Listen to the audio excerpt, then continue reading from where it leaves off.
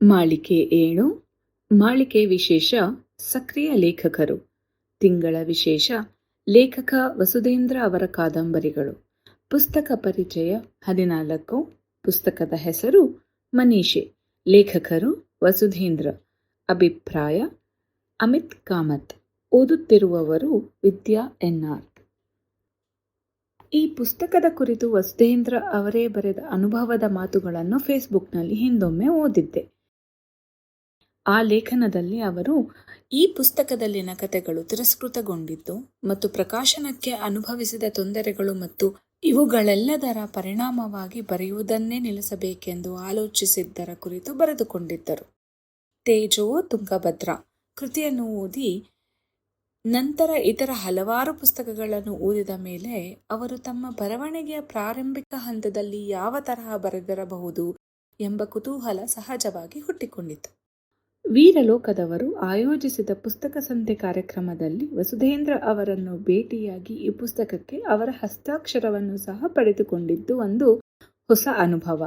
ನಾನು ಪುಸ್ತಕದ ಕುರಿತು ಓದಿದ್ದು, ಅದೇ ಪುಸ್ತಕ ಬಹುಮಾನವಾಗಿ ಸಿಕ್ಕಿದ್ದು, ಆರಂಭದ 10 ಹಲವು ತೊಡಕುಗಳನ್ನು ದಾಟಿ 7ನೆಯ ಮುದ್ರಣದ ಈ ಪುಸ್ತಕಕ್ಕೆ ಲೇಖಕರಿಂದ ಹಸ್ತಾಕ್ಷರ ಹಾಕಿಸಿಕೊಂಡಿದ್ದು, ಇವುಗಳನ್ನು ಒಟ್ಟಾಗಿ ಗಮನಿಸಿದರೆ ಏಕೆ ವಿಶೇಷ ಅನುಭವ ಎಂಬುದು ಸ್ಪಷ್ಟವಾದೀತು. ಇನ್ನು ಇಲ್ಲಿರುವ 6 ಕಥೆಗಳು ಸಹ ಲೇಖಕರ ಮೊದಲ ಪ್ರಯತ್ನ ಎಂಬ ಯಾವ ರಿಯಾಯಿತಿಯ ಅವಶ್ಯಕತೆಯನ್ನು ಬೇಡದಿರುವ ಕಥೆಗಳು. ಸಮಾಜದ ಮೌಢ್ಯಕ್ಕೆ ಬಲಿಯಾದ ಮಡಿ ಹೆಂಗಸರಿಗೆ ಅರ್ಪಿತವಾದಂತಹ ಕಥೆಗಳು ಒಂದು ತರಹದ ಗುಂಗಿನಲ್ಲಿ ನನ್ನನ್ನು ಹಿಡಿದಿಟ್ಟಿವೆ. ಈಗಿನ ಕಾಲವನ್ನು ಪರಿಗಣಿಸಿದರೆ ಈ ತರಹದ ಒಂದು ಕಾಲಘಟ್ಟವನ್ನು ದಾಟಿ ನಾವು ಮುಂದಕ್ಕೆ ಸಾಗಿರುವುದು ದುಃಖ ಮತ್ತು ಸಮಾಧಾನವನ್ನು ಒಟ್ಟಿಗೆ ಉಂಟು ಮಾಡುತ್ತದೆ. 6 ಕಥೆಗಳಲ್ಲಿ 3 ಕಥೆಗಳು ಸಂಪೂರ್ಣವಾಗಿ ಕಿರಿಪ್ರಾಯದಲ್ಲಿಯೇ ವಿಧವೆಯರಾಗಿ ನರಕ ಯಾತನೆಯನ್ನು ಅನುಭವಿಸಿದ ಮಹಿಳೆಯರ ಬಗ್ಗೆ. ನಮ್ಮ ವಾಜಿನೂ ಆಟಕ್ಕೆ ಸೇರಿಸಿಕೊಳ್ಳ್ರೋ ಕಥೆಯಲ್ಲಿ ಮಡಿ ಹೆಂಗಸಾದ ಕಮಲಮ್ಮ ತೊನ್ನು ರೋಗದಿಂದ ಪೀಡಿತನಾದ ಮಗನ ಜೀವನವನ್ನು ಸಮಾಜದ ಮುಖ್ಯವಾಹಿನಿಗೆ ಸೇರಿಸುವ ಪ್ರಯತ್ನದ ಕತೆ. ಗಂಡನನ್ನು ಕಳೆದುಕೊಂಡ ದುಃಖದ ಜೊತೆಗೆ ಇರುವ ಒಬ್ಬ ಮಗನನ್ನು ಅನಿಷ್ಟದಂತೆ ಕಾಣುವ ಸಮಾಜ. ಇದರ ಒಳಹೊರಗುಗಳ ಅರಿವೇ ಇಲ್ಲದೆ ಆಗಾಗ ತಾಯಿಯ ಕೋಪಕ್ಕೆ ಬಲಿಯಾಗುವ ವಾಜಿ. ಈ ಇಬ್ಬರ ಮನದೊಳಗೆ ನಡೆದಿರಬಹುದಾದ ಸಂಘರ್ಷಗಳು ಯಾವ ರೂಪದಿದ್ದಿರಬಹುದು?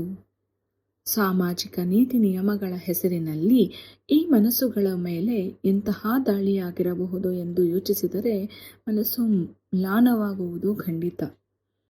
ಇದೇ ರೀತಿ ಹುಲಿಯ ಬೆನ್ನೇರಿ ಮತ್ತು ಮೌಢ್ಯೋಪಾಸನೆ ಕಥೆಗಳು ತಮಗಾದ ಅನ್ಯಾಯವನ್ನು ಗಂಭೀರವಾಗಿ ಪರಿಗಣಿಸದೆ ಮಡಿಯಲ್ಲಿಯೇ ತಮ್ಮ ವ್ಯಕ್ತಿತ್ವವನ್ನು ಕಂಡು ರೂಪಿಸಿಕೊಂಡ ಮಹಿಳೆಯರ ಬಗ್ಗೆ ವಿಚಾರ ಮಾಡುವಾಗ ಹೃದಯ ಭಾರವಾಗುತ್ತದೆ.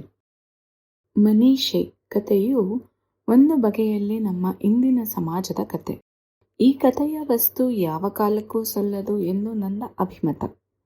ನನಗೇನು ಬೇಕು ಎಂಬ ಗೋಜಿಗೆ ಹೋಗದೆ ಬಹುತೇಕರು ನಡೆದ ದಾರಿಯೇ ಸರಿಯಾದ ದಾರಿ ಎಂದು ತಿಳಿದು ಅದರಲ್ಲಿ ಬಹುದೂರ ಸಾಗಿ ದಿಕ್ಕೆಟ್ಟು ನಿಂತು ಹಿಂದಿರುಗಿ ನೋಡಿದಾಗ ವಾಪಸ್ ಹೋಗಲು ಆಗದೆ ಮುಂದೆ ಹೋಗುವ ದಾರಿ ಸ್ಪಷ್ಟವಿಲ್ಲದೆ ಸಮೂಹದಲ್ಲಿ ಸ್ವಂತಿಕೆಯನ್ನೇ ಕಳೆದುಕೊಂಡು ಬದುಕು ಸಾಗಿಸುವ ಬವಣೆಯೇ ಇಲ್ಲಿನ ಕತೆ.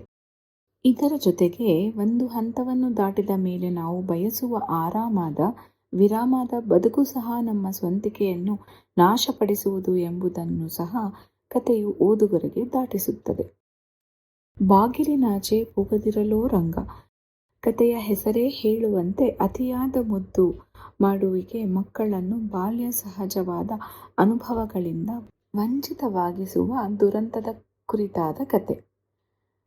ಬೆರಗುಗಣ್ಣಿನ ಮುಗ್ಧ ಮನಸ್ಸಿನ ಮೂಲಕ ದೊರಕುವ ಪ್ರಾಪಂಚಿಕ ಅನುಭವಗಳ ಜೊತೆಗೆ ವರ್ಣರಂಜಿತವಾಗಬೇಕಿದ್ದ ಬಾಲ್ಯವನ್ನು ಅತಿಯಾದ ಕಾಳಜಿ ಕೋಪಮಂಡೂಕದಂತೆ ಏಕತಾನತೆಗೆ ದೂಡುವುದು ಎಷ್ಟು ಸರಿ ಎಂಬ ಪ್ರಶ್ನೆಯನ್ನು ನಮಗೆ ನಾವೇ ಕೇಳಿಕೊಳ್ಳಬೇಕು. ಲೇಖಕರು ಉದಾಹರಿಸಿದ ಸಂಗತಿಗಳು, ಕಥೆಗಳಿಗೆ ಬಳಸಿಕೊಂಡ ಉಪಮೆಗಳನ್ನು ಓದುವುದೇ ಒಂದು ಸುಖ. ಒಮ್ಮೆಯಾದರೂ ಓದಿ ನೋಡಿ. ಧನ್ಯವಾದಗಳು.